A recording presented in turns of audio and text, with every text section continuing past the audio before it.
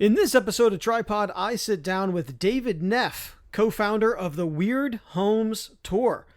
We talk about how he came up with the Weird Homes Tour and how he keeps it going despite having a completely different full-time job. We also talk about the weirdest things he has seen over the years of running the Weird Homes Tour. Also, we dig into what the Weird Homes Tour is really about. And it might not be that obvious, but what it's really about for the people who attend. And finally, we have some fun with a little game I call Weird or Not. You're listening to Tripod, the Tricycle Creative podcast, produced for anyone interested in being a better digital and content marketer. Host Ross Erosion is a marketing coach, content creator, and entrepreneur who brings you helpful tips, social media updates, inspiring interviews, and his own unique perspective on how to tell your story and grow your business. So sit back, relax, and let's get pedaling. David, thank you so much for being a guest on Tripod. Thanks for having me. Appreciate it. I'm excited. This one should be a fun one, as opposed to all those other ones. Definitely not fun. This one's fun. So, so let's. All the other ones are trash. So whoa, that's what you told me before this phone call. There's no evidence of that. I definitely didn't say that. Let's jump right in. 3 sentences or less. Tell me about Weird Homes Tour and what you do. Sure. I am the CEO of the Weird Homes Tour. The Weird Homes Tour is a social impact startup that provides tours of the U.S.'s weirdest, strangest homes. And the third sentence would be that we give back with every tour we do by donating a percentage of our tickets back into affordable housing nonprofits. So how did this get started? How did you start Weird Homes Tour? So my wife actually thought of the idea. She and I are longtime Austinites. We were wandering around in Allendale, Crestview area, and we saw this house that looked like the broken Alamo.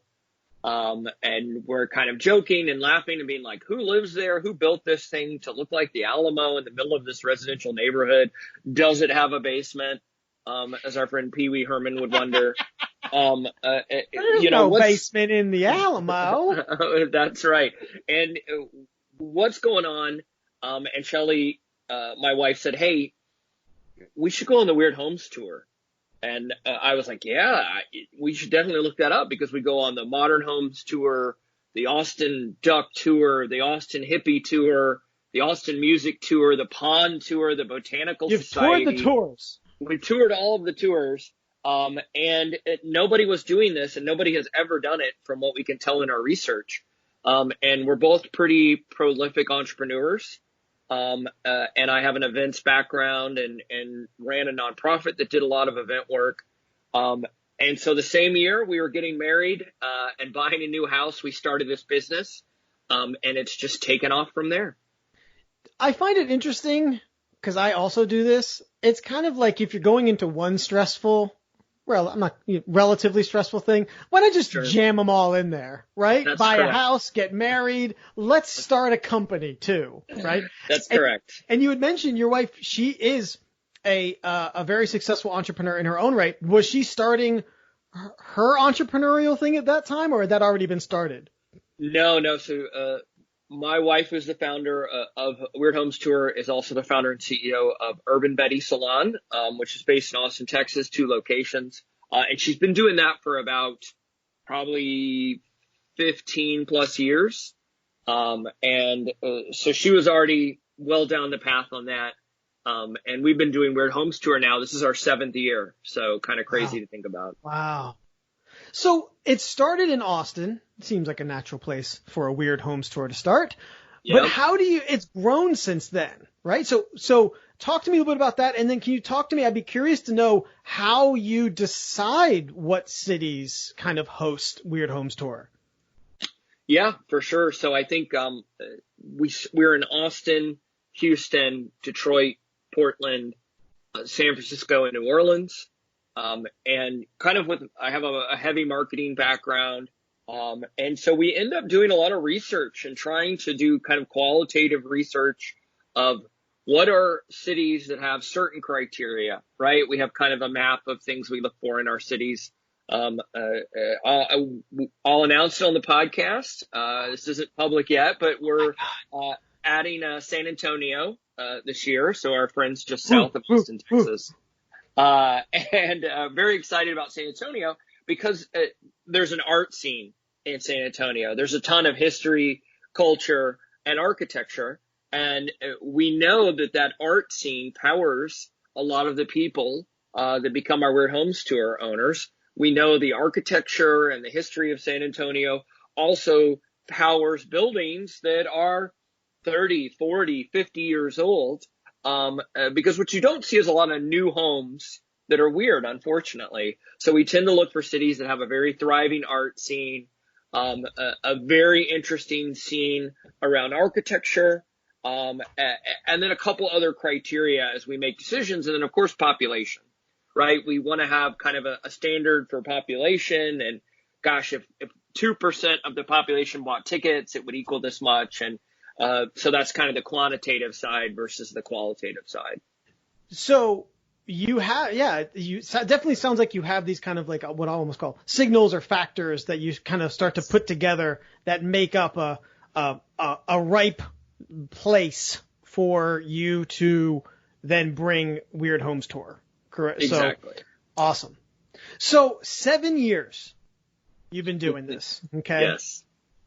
I'm very curious, being a relatively new to the entrepreneurial game, starting Tricycle Creative 2 years ago. Awesome. What things have you done right, and what things are you willing to share that you've done wrong as you've grown Weird Homes Tour? Of course. And Ross, I'll say I'd love to watch you in your individual journey from when I met you maybe 3 years ago, in the nonprofit world to where you are now. So I always think that's great and fascinating. And you were my off the books therapist for a while there. You didn't know it, but you knew it because you were like, oh my God, this guy again. But no, David, and even to this day, we're working together on projects, but I have it like as a monthly to do. Like, all right, reconnect with David. So that's awesome. You're one of those good eggs that has definitely helped me down the path. So I appreciate that. Well, good. And for people listening to this podcast, always happy to have coffee and talk to people as they start their journey, and share what I've learned. But specifically for Weird Homes Tour, I think, on the failure side, right, we tried to go into Los Angeles last year, a good art scene, high population, very interesting architecture, a lot of the Art Deco that you see in downtown LA, and a lot of very interesting, basically art and architecture, and a good population size. But LA was a total failure for us.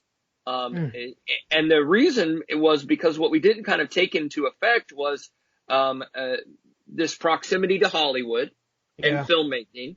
And so everyone there who does have an interesting house or an interesting structure that they live in, they're used to movie studios, renting it and charging. And we're happy to have that discussion and talk to all of our homeowners about how they make money and honorariums and selling things. But there's a big difference between Universal Studios renting your house, or HGTV renting your house than a small homes tour. And so we just found out that was one thing. And then also just LA is almost too sprawling.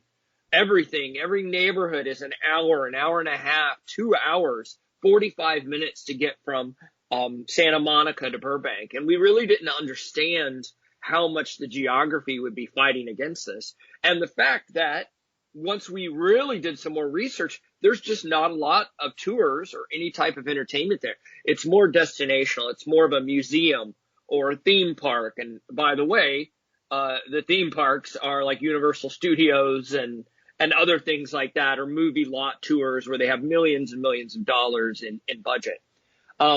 So for us, we signed probably 4 of the 9 homes that we were going to have on the tour, but we just could not make it work. The people that we hired that kind of guided us were great and fantastic, but we all came to the conclusion that this was just not a good market for us, right? So that was a very good lesson for us. I think we've seen the same thing, in other tours that we still have going, of like up and down. Everyone's buying a ticket one year, the next year, not as many buy a ticket. And I think as a marketer and an entrepreneur, and especially someone who relies on events, what did we do? Right? Was it our Facebook advertising? Was it social media in general? Is this a newspaper town and we should have put ads in the newspaper? Should we have been on Reddit or Craigslist and been a part of their communities more? So I think that's almost a fascinating part of our business, is how we're constantly educating and learning how to go into these new markets. And then in existing markets, we're always out looking for new homeowners and trying to find new people, because you don't want to have a home tour where you're like, I saw all 12 of these last year. Why would I buy a ticket again?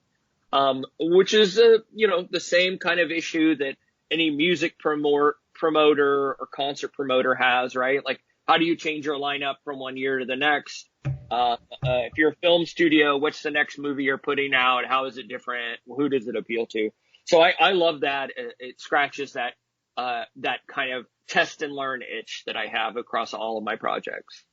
Is there a particular city that kind of kills it every year? Is Austin being its home?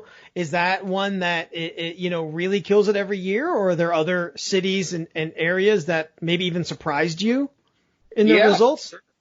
For sure. I think Austin kills it every year, which is fantastic. I mean, we're in our 7th year. We have 2,000 people attend our tour. We have 10 to 12 houses every year that sign up. We have 4 new houses this year that have already signed up, people we had never talked to, never met before. Wow. So Austin continues to impress. But, I love New Orleans, the people, the culture, the art, the architecture, the French Quarter, the Garden District in general. Just people are living their true, authentic selves in New Orleans and surround themselves with their art and making art. I think there's a lot of, and I think you agree, because this is one we kind of worked on together. I still feel like there's so much potential in New Orleans. That's right. And to my earlier point, New Orleans doesn't have a huge population, right? Not to get into the nerdy stats conversation here, but the population of New Orleans is probably around 300,000 people. And that's unfortunately, obviously, post-Katrina, and everything that's happened to that city. But people are still moving back and still going. And I do believe, like, we're in Detroit as well, right, Ross? And Detroit has this great culture of people coming back, refiring up that city, moving into housing stock that maybe they couldn't afford before. Laws in that city promoting, if there's an abandoned place next to you, help you mow the grass, help you take it over, help you build a community garden or a secondary home. The city of Detroit is just fantastic in that idea of like, Leah, we definitely had a down period, but we're coming back, and we want artists to be able to afford in places they couldn't live before.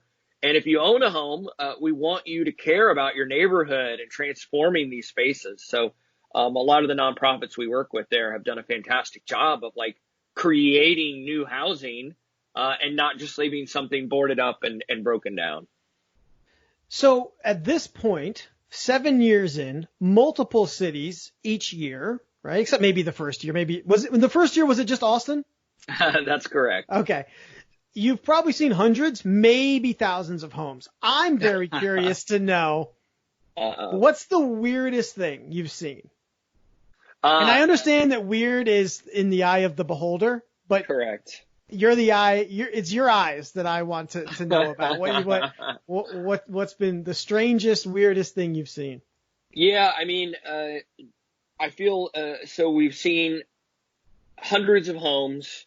I think we're right at 100 on our website, which is weirdhomestour.com, and we've probably featured about 100 on our Instagram as well. And I feel for us, I love this idea of what is not a home that you make a home.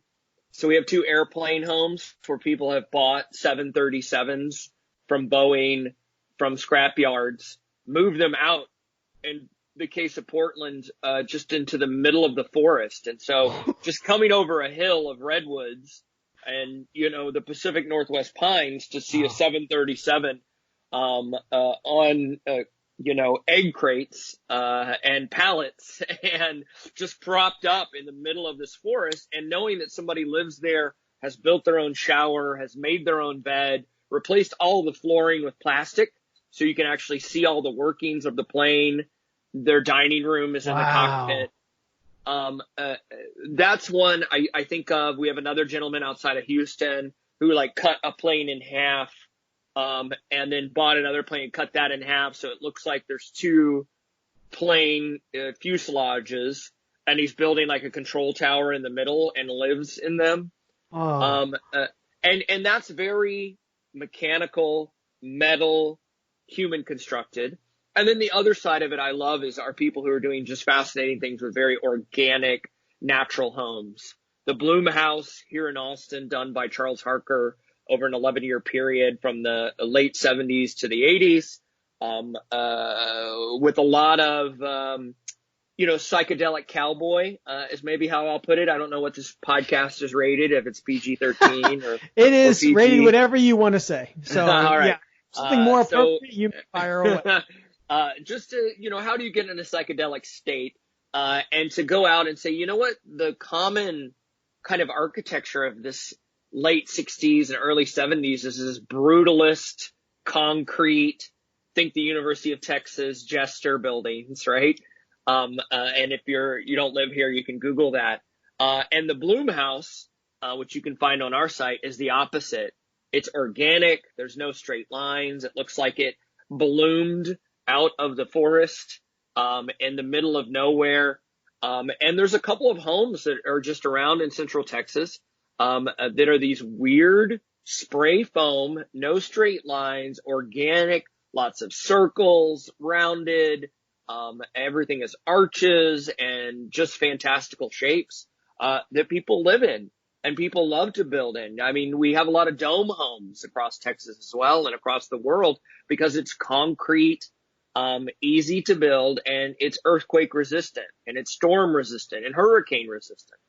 And then I think the other thing I just love is tree houses and people who are building these kind of homes that they're bringing the outside in. Those are just that nostalgia hits you, right? That Robinson Crusoe or whatever, it's just who isn't a good sucker for a tree house? That's right. And then what's the adult version of that? How do you have a bathroom? How do you have a kitchen? How do you have a third or a fourth story? How do you have a rope bridge over to a 3-story platform in your backyard that's kind of like a patio? I think those are fascinating. And then my last kind of favorite category, although we haven't had one of these yet, is there's kind of this growing prepper underground movement of interesting. Taking a shipping container and burying it. And you don't even know there's a home there unless you press the secret button and a door open, right? There's people who are buying old telecommunication towers that AT&T or Verizon has decommissioned, and kind of living in them. And we even toured one that's on our website in Shep, Texas, which is outside of Abilene, Texas, that is an old missile silo that was decommissioned in the 1970s.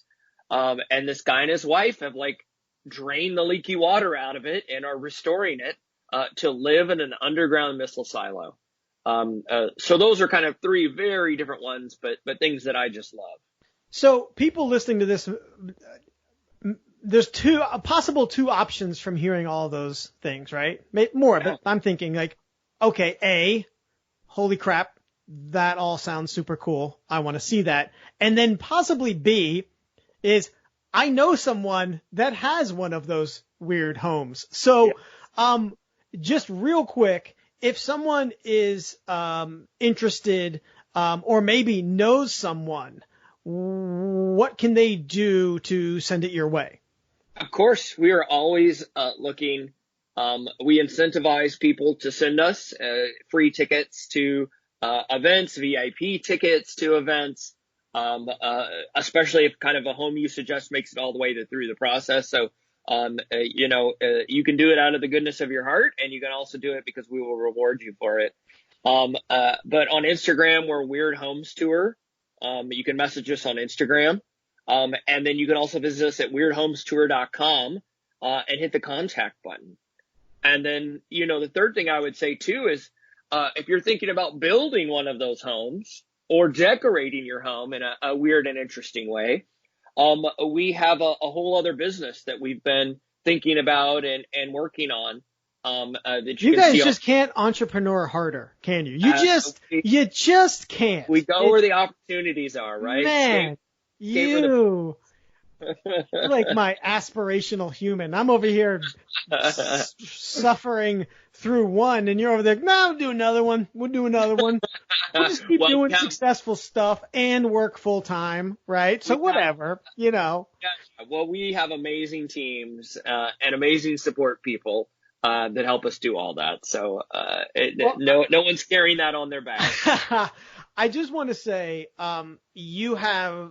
I know the Weird Homes Tour has been you and your wife, right? But you also, and people may not know this, but you work full time too, right? So this is I'll say passion project.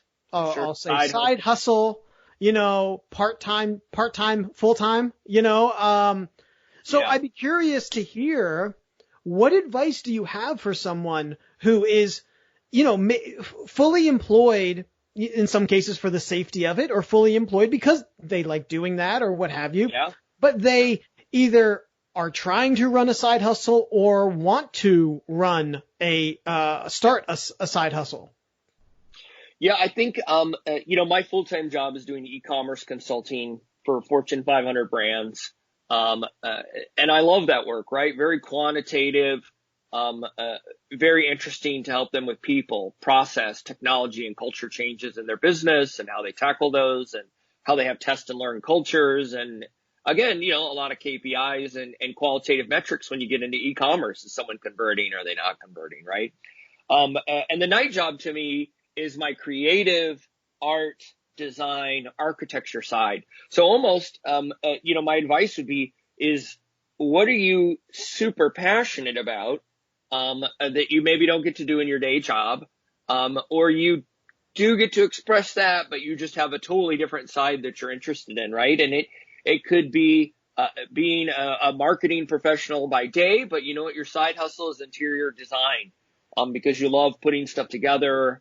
Or your side hustle is building wood furniture, like Ron Swanson from Parks and Rec, right? It's a Swanson. It's like, yeah, exactly. What's your side job that you're passionate about? Because you're going to need that to drive, right? I mean, Ross and I see all those people on Shark Tank, right? Who are like, I sell socks for kids, I make homemade fans, whatever the heck it is. And that always starts as a side hustle to whatever they're doing for their day job. And then slowly over time becomes something that they run with, right? Or becomes their full-time job. And so for me, I think it's something that you're super passionate about too. And then you have to get it to some, pathway, in the forest. Is this going to be my full-time gig, or am I going to hire somebody to do this? And for us, we're lucky enough to hire someone full-time who is our managing director at the Weird Homes Tour, Kevin Shaw, who's fantastic. And that's all he does is Weird Homes Tour for us, right? And so we're keeping our day jobs, which we love, but still able to expand and grow and have an expansion mentality around the Weird Homes Tour. I find this, I'm intrigued that you said this, and I never thought about this with you. That this idea that the side hustle is almost completely opposite from the day job, right? Yes. Your day job, not to say there's not an element of creativity with the day job, but very much analytical, a good amount of probably problem solving. You manage a team, so the pieces that come with that, but you pointing out that these side hustles, the Weird Homes is an exercise in creativity. And I find that really interesting. I never thought about that before, but I get it, because if you're trying to do, I think, the same thing on the side that you are doing as the full-time, I That's think rough. you probably burn out, right? Correct. I mean, Correct. I think it's like a shifting of gears that you're talking about where it's a completely different exercise, right? Yeah. For one part of one business versus the other. That's right. And I never thought about that before, either for myself or for any other entrepreneur. But when you say that, it so fits with you. Like I just never thought about that before, that, that's kind of how you're able to kind of keep the plate spinning, if you will, Yeah, absolutely. Huh. I think that's what drives me. Is I have a journalism degree, which really taught me to ask hard questions, to knock on doors, to like be nosy as hell. And that itch also gets scratched by the Weird Homes Tour. All we're doing is knocking on doors and being like, "Hi, we think your house is weird, and strange. Why? What a way to start a conversation, right? And can we invite 1,000 people in to come take a look, right? And so that idea of like, what does a journalist do best is ask hard questions and get to a truth and discover things, along with the creative architecture, art, appreciating stuff made with your hands and created. I love all of that and express it very much in the Weird Homes Tour. So what excites you right now? Now, this could obviously be very specific to Weird Homes Tour. I know you had dropped the exclusive bomb just a little bit earlier here that you're moving to San Antonio. Perhaps that's an exciting thing for you. But what's really exciting to you right now, whether it's in the realm of Weird Homes Tour, or just in life or business in general? Yeah, I'll give you two right off the top of my head. For us, Weird Homes Tour wise, obviously moving to a new market, 2 new markets in 1 year, San Francisco and San Antonio. San Francisco has been absolutely fantastic. With finding market research showed towards any city that started with San. That's where you wanted to. Yeah. 20. I didn't think of that, so you just said that. But 2020, I'm gonna go fire our market research guy right now. What the hell are you thinking? No, San Francisco will be such a great city for us, having spent time there, but now being able to go there, meet these artists, meet the people in the Bay Area. Feel the same way about San Antonio and its long heritage of art and Texas and Mexico and cultures combining, especially in San Antonio. Just very excited about those 2 cities. We also have a book proposal in for our second coffee table book. Oh, that's exciting. Our first coffee table book came out 2 years ago. It was a bestseller in architecture on Amazon. What's it called for the people out there? Just yeah, it's well, man, I just blanked on the actually name. It's okay. You know what I can do? Edit that out. Yeah. I'm not editing it out. You're gonna suffer. You're gonna stew it. All the information, links, and a link to their book and the tour, of course, always up on tripodpodcast.com in the show notes. So I'll take care of it there. No worries, David. So all right, continue on. No, and so for us, I think the big thing was like first book did really great. First book was just called surprisingly Weird Homes, the people and places that keep Austin strangely wonderful. And it's now going into paperback, which we're very excited about, from hard copy.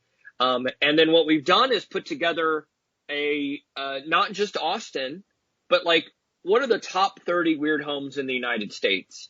And so we're pitching that idea, whether our publisher says yes or no, remains to be seen, right? That's the fun part of entrepreneurship, is pitching things and hearing the yes or the no.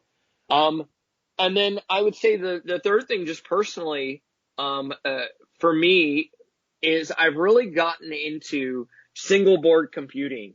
So the idea of just interesting things you can do technically with a Raspberry Pi, or an Android, into the different little operating systems they run, the different ways you have to set them up, with different operating systems, and just kind of, getting back a little bit into coding, and understanding code, and trying to just understand how these little boards work, because they have so many interesting applications, beyond like, oh, I need another laptop in my house, which I don't, right? So that, to me, I just fell down a great wormhole about all these little. I almost want to revisit the computing board for like another episode, because I can't wait to see what rabbit hole that opens up for you. Yes, happy to do something later in the year on that. Yeah. And see, how I've maybe programmed something interesting in my home to operate, or used it for retro gaming. End up like Neo from the Matrix or something in the very first 20 minutes. I'm going to knock on the door and you'll have a secret password. You won't be able to talk anymore. So No, I promise we'll never go down that. I don't code that well, so I could never do that. So, with Weird Homes Tour, if there was one message about you or Weird Homes Tour that you could leave with the listeners here, what would that be? For me, the point of the tour, besides providing employment and a business and a platform for these homeowners, to get the world to see their art and their architecture, and building a community of like people who are interested in weird and strange things, because so much of what we see in media and TV, books, YouTube, you name it, is about cookie cutter design. You should never paint the walls of your house, because you're just going to sell your house in 6 or 7 years. Why even put up art, right? Why even like take a Why stand, even live in decorate? it? Why not just sell it immediately? You just sell it immediately. And we're fighting that. We're saying you should enjoy your space. And what I want people to do is to go to our website, visit our Instagram, come on our tour, buy our coffee table book, listen to this podcast, and see what people are actually doing with their homes to be creative. And I want people to go home and be like, you know what, that purple chair I've always wanted to buy and put in my living room, I think that's okay now, because, the guy who has 6,000 Star Wars figures is doing good and he looks happy, right? And the lady who built a slide from the second floor to the first floor instead of a set of stairs, she looks really happy and she's engaged, and she has an expansion mentality about life. And so, you know what? I'm going to paint that wall. I'm going to hang that art. I'm going to buy that interesting art piece that's also a chair. And that's what I want people to do, is to come away from the Weird Homes Tour and be inspired to go home and actually change something in their environment. That's an interesting thing I never thought about either. Do you find with your hosts of your homes that, generally speaking, they seem to be a joyful group? I mean, like that you've been doing this so long, but like being able to connect that synapses between the weird, the odd, and I would even say maybe by extension that is personal. I'm able to represent myself. I'm able to share, my view, my perspective, myself with the world in the most purest form. Like, this is my home. I live in it. I love it, and I'm happy about it. That I think is truly transformational, and Yes. And I think maybe eye-opening for people who would on your tour come through and be like, oh my God, this is their first reaction is, whoa, right? This is crazy. But then to meet the homeowners, because that's part of your tour also, That's right. I don't know, man. I think that's a great thing to walk away from this tour and not be like, oh, I was horrified, but instead to be like, oh, I was inspired. That's right. No one's horrified ever in our tour, right? People leave and they're inspired and they go home and they do something different. You may not want to have the largest collection of Ouija boards, and have Ouija boards, and spirit boards and things from the 1920s in your house. But you'll be like, you know what? I love this little collection I have, and I'm not displaying it right. Like, I'm proud of this collection. It shouldn't be in a closet somewhere because I collect interesting figurines from Japanese history, right? or movie posters from the golden age of Hollywood. And in fact, let me take those out, get those framed, and put them in my upstairs hallway, or put them up the stairs in a really cool, interesting, bunky way. And that's our hope, is that people leave, go home, get that inspiration, either organize their collection or, buy that piece of art they've always wanted and actually do something with it. There's a certain, I think, freeing thing that comes with embracing that. Embracing whether we call it the weird or embracing. I would even, with entrepreneurs, I would say, I felt a certain weight lifted off my shoulders in starting my own business, being able to do business your own way. I think that there's a lot to that also. So people who are out there on the fence, I'm not going to sit here and say it's easy, but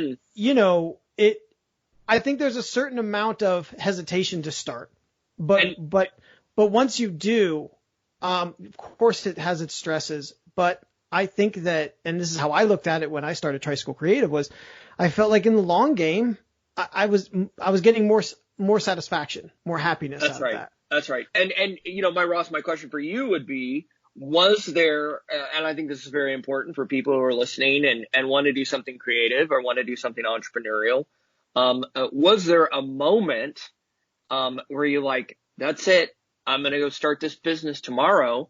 Or was it more of a journey over time with like hundreds of inflection points? Because I would love to hear that from you. So my path, over the years that I've known my wife, I had many jobs in media and corporate America and all that stuff. And I think over the many years I would come home and I'd say, and I just, you sit down with the beer, in my case cider, if we're being specific, if we're painting the picture. And, I'd say, God, man, today was just so obnoxious. And then just, you kind of just like, I really just think if I could just work with so-and-so and so-and-so, or I just think I could do it better. Right. And my wife, I think, heard that for many, many years.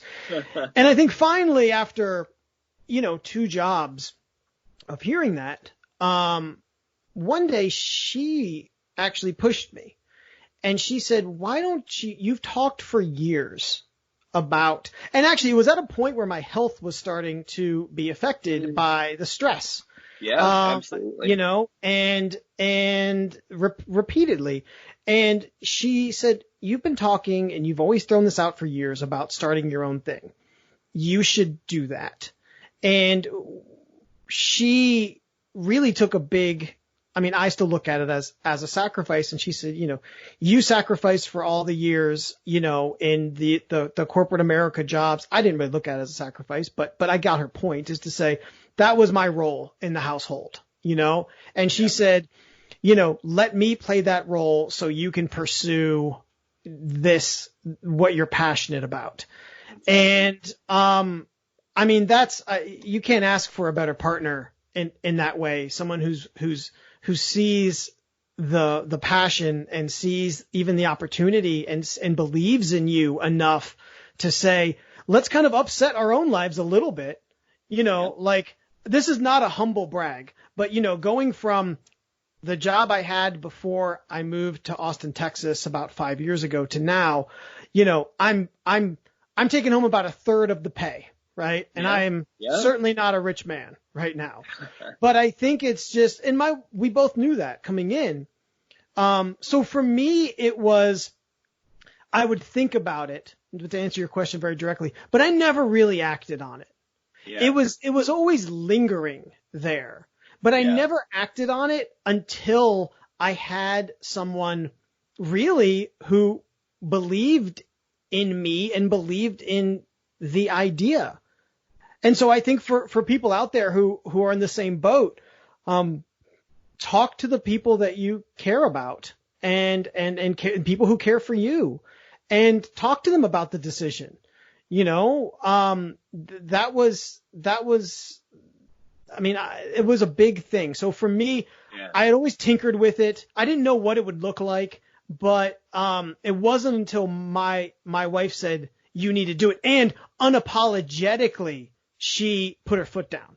Like, I tried to chicken out. I don't know about you, but I tried to chicken out like 3 times. You know, I was like, no, Yeah. I'll work. She's like, no.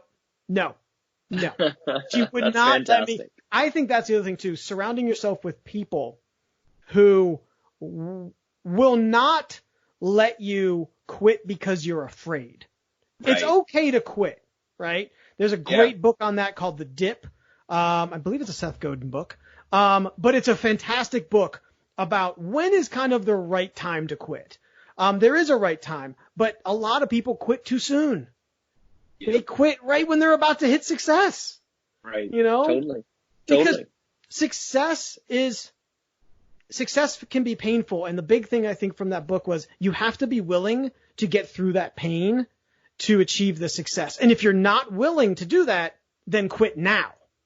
Right. Because otherwise it's the wrong time. You know, you're going to keep working. So I have one last segment, if you will, that I want to do with you. But before we get into it, I want to give you the opportunity and ask you, is there anything specific that I haven't asked you about Weird Homes Tour or even about your own personal entrepreneurial paths or career that you'd like to talk about?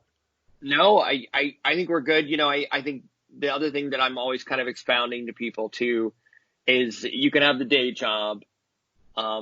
You can be like, hey, I just want to go home and, you know, work in the garden and watch Netflix or have your cider. Or go on your Disneyland vacation, right? Watch for it. 3 weeks Watch or whatever it. you just did. This is getting weirdly personal. Go on. But on top of that, and that's perfectly fine. You need breaks. You need rest. You need relaxation. You need hobbies that are not work, right? Your side hustle that is a hobby that turns into work is probably not the healthiest thing for you. You still need something where you're purely doing it for enjoyment. And so that's one thing. And then the second thing I think is just entrepreneurial advice is like all of us who are entrepreneurial and have that drive, have that type A kind of mentality. Number one, I love it. That's great. Ask a busy person to do something and it gets done, right? I firmly believe in that. I love that. Saying. And the thing I would stress on top of that is that nonprofit, board service, or volunteerism. I grew up in a family that was very focused on volunteering at our church and at our local food pantry, and have always just taken that. And I'm on the board of a nonprofit right now, and have been on the board of a lot of different ones over the years. But there's so many of us who think, I just don't have the time. It's not something I can do right now. But there are tons of insanely great nonprofits that are not just about animals or hospitals or anything like that need great driving entrepreneurs on their board to help them set their strategy, to help them think through their tactics, to help them with their HR or their legal or their marketing or stuff that everyone listening here is an expert at. So again, I almost am demanding that those entrepreneurs out there that are listening pull the car over if you're listening right now and that's do right. it. And reach out to me, Ross. You know a lot of great nonprofits. Reach out to the folks you hear on this podcast right now, and at least be like, you know what? I'm super interested in the environment. Is there a great nonprofit in Austin that would need my help?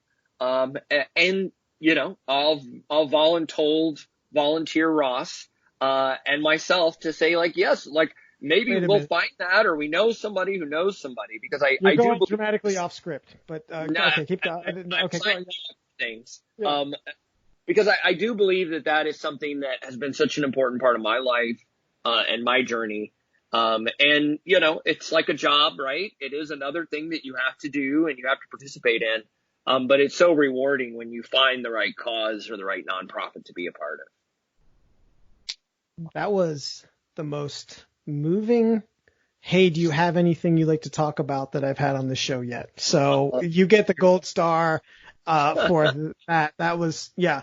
I have also nowhere near to the likes that you have been, but I've been involved with some nonprofits, and I will say it has forged some really valuable relationships and experience for myself also. So I think that's another good way that if you're not sure, you know, you're not sure about a side hustle even. You know, nonprofits, to your point, they're always hungry and needing help. So, okay. I have a last segment. You don't know anything about this segment. This is a secret segment.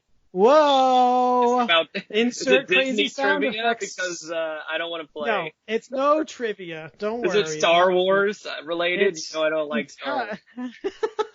How dare you? No, it's not. This is, I put together some things, and what I'd like to hear from you is if you think they are weird or not. Oh, okay. All right. Okay. I can do this. All right. Yeah, you could do this. You didn't need to study for this, so I didn't feel the need to tell you. All right. Number 1, peanut butter and pickles sandwiches. Well, man, I'm gonna offend weird someone. for sure. Weird. Okay. Weird for sure, and disgusting. Whoa. Oh my God. Don't come at me on that. I have a solid opinion. People are coming. People are already coming at you. This Leave it in the episode isn't even comments. published, and they're Leave coming it in at the you. comments. People in earshot of my room are coming after you. Okay. Tweet me. Okay, how about this? Using Elmer's glue as hair product. Man, I feel like I've seen that before. So maybe that's not weird, but I would defer to my wife, the actual salon owner on that one. To me, that seems weird. Okay. Calling people bro. Douche-tastic, but not weird. That seems to be a pretty common saying. Having a crush on Judge Judy. Not weird at all and perfectly acceptable for you, Ross. You know too much. I've said too much. Okay. Putting She's mayonnaise. a fiery lady. I mean, come on. She get me in line. Putting mayo on a hot dog. Not weird. I don't think I've tried that, but so that's a new one. But I don't think that's not too weird. What about wheelie shoes? So those are those shoes that have a wheel in the back. No, not weird. Popular with the kids of the early 2000s, I believe. Okay, what if it's an adult wearing wheelie shoes? How do you feel about that? Game changer. Not weird. You get to your meetings faster. I don't know. What more incentive does anyone need to do anything than to get to meetings faster, David? All right. Going to Disney as an adult. Weird. Oh my God. I just came back from Inside Disney. Jokes podcast. How dare you? I mean, this was a plant. I honestly thought you went on the Disney cruise. Okay. Which is I went to Disney and then went on a cruise, not a Disney right. cruise though. So you're like not that far off. Right. And I mean, I guess I just don't understand the appeal of that, right? Of amusement park rides. I mean, I don't know. I don't know what goes on in the modern. Ebenezer, you're a real Scrooge. That's it. You and I, Disney date. No. And I've never been to Disneyland. God. David, I'm getting the tickets right now as we speak. Oh my God. Hold on. I'm busy. Do we need 2 twins or 1 queen bed? I'm getting the room right now.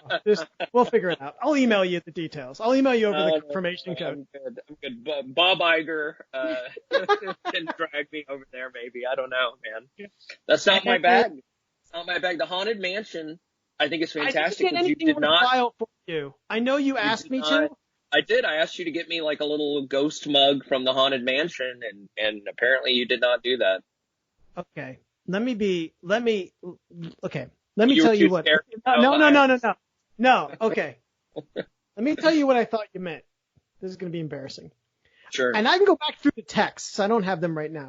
But I swear you were asking me to get photos or like video of Haunted Mansion. Now, the reason I thought this is because you and your wife do a redonkulous Halloween party. So I was thinking, I connected these two things, and I was like, maybe he's trying to do something with Haunted Mansion, so I'll try and get him like some photos, like on the ride. But it was so dark. And you can ask my wife. I tried the whole time. She's like, what are you doing with your phone? Stop messing with your phone. I was like, it's for David. I have to get him a video. And it was all dark. So I tried. I appreciate it. I'll get you something. I'll get you some when we go on our trip. So, okay, last thing. Intermittent fasting. Not weird. I think that's like a trend in dieting, it seems like lately. I don't think that's weird. Okay. So most of these things are things I do, just so you know. So this is a quiz to see how weird you thought. I don't do mayo on a hot dog. I do have a crush on Judge Judy. I don't wear wheelie shoes. Let's just be very clear. And I have used Elmer's as a hair product when I was in college because I had a red mohawk. So really just a little peek behind the curtain of my life. And you think I am mostly not weird. So that's pretty good for me. Most people would say the opposite. Thank you, Larry David. I thought you were going to do, what's the game show where they're like, 80% of the audience thinks that toothbrush, Family Feud style. I didn't survey. Forrester says that 100 people surveyed on the board. Right. What's show prep, David? How much show prep do you want me to do? I'm not doing all that. That's too involved. So, with that, I love it. I want to bring this weirdly awesome episode to a close. But before we do that, I want to give you the opportunity. Where can people find you? Where can people find Weird Homes Tour? Sure. What the hell do you want them to do? Just fire away. Also, all of this will be in the show notes, tripodpodcast.com. But fire away. Awesome. Weirdhomestour.com is our community for everyone to understand all the tours, buy tickets, look through past tours, look through our kind of collection of homes. We were recently forced into doing a blog thanks to someone who may or may not us on the podcast. So you can look for our blogs as we kind of gather up the world's best container homes, underground homes, all sorts of cool stuff like that. On Instagram, we're Weird Homes Tour. Nice and easy. On Twitter, we're Weird Homes Tour. And then personally, I am Dave I Am on Twitter. Feel free to come at me about your pickles and peanut butter or your Elmer Blue usage. Yes. Happy to fight people about Disney as well. And then my wife is Urban Betty Salon. And her salon is Urban Betty. There's two of them in Austin, Texas as well. Please, Russ, love doing this. Had a great time. We'll do a future episode or two. Can't wait. Yeah, absolutely. And thank you. Again, as a budding entrepreneur myself, I just want to say thank you to you for all the many months and all the many times that we grabbed coffee and we just, when I was in the low periods and the high periods, we met through a shared contact. And before I moved to Austin, because I was casting a net to say, hey, can you introduce me to people even like through email that are in Austin that maybe I should know? Because I'm thinking of moving to Austin. And you were one of those people that came up, and really it was a big factor in how incredibly nice and welcoming and helpful that you have continued to be and even were at that stage that really helped us decide to move to Austin. So I just say thank you very much for all the tutelage and all your support and really your friendship, and also for coming on the show even though you hate Disney and I didn't get you anything from Haunted Mansion. You are welcome. I do not hate Disney. I just, the Haunted Mansion is there, so how can I hate Disney, right? It's just a part of it. But thank you for all the kind words. It's been great, and look forward to keep it on, Thanks for listening to Tripod. Be sure to subscribe and rate the show on Apple Podcasts, Google Podcasts, Spotify, Pandora, Stitcher, or wherever you listen. Show notes can be found at tripodpodcast.com. Connect with Tricycle Creative on social media at Hello Tricycle, and learn more about how we can help you with your marketing at tricycle-creative.com.